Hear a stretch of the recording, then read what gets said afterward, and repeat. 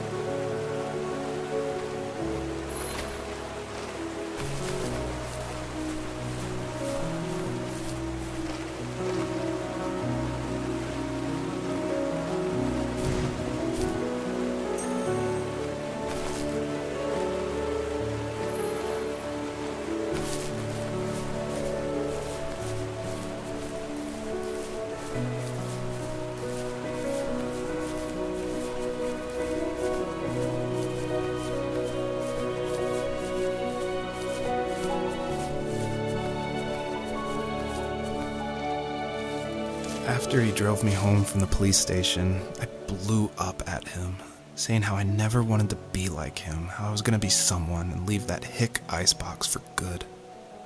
He just looked forward at the road with tired eyes. I took out that bluegrass tape from the cassette deck and chucked it out the window.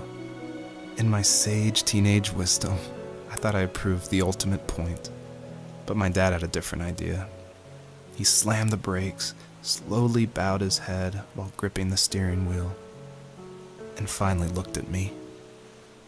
All he said, like it was a polite request, was, "Make this right." I sat there in silence, fuming, but I eventually got out and combed every square inch of the woods, muttering profanity after profanity.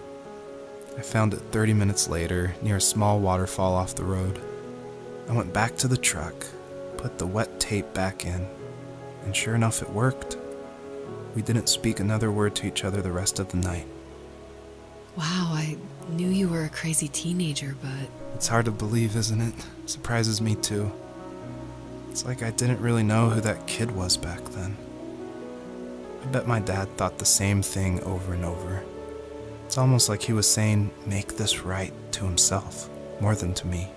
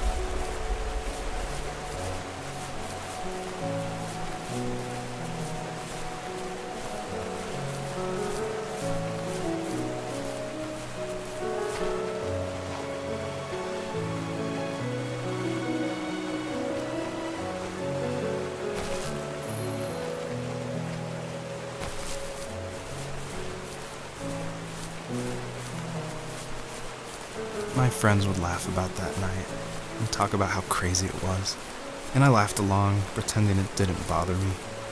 But it did. I imagined my friends growing old in the bush, unable to find that thrill in those godforsaken ice fields.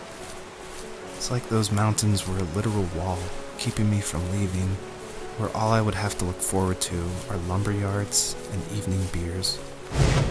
I had to climb over. That was my only goal for a long time.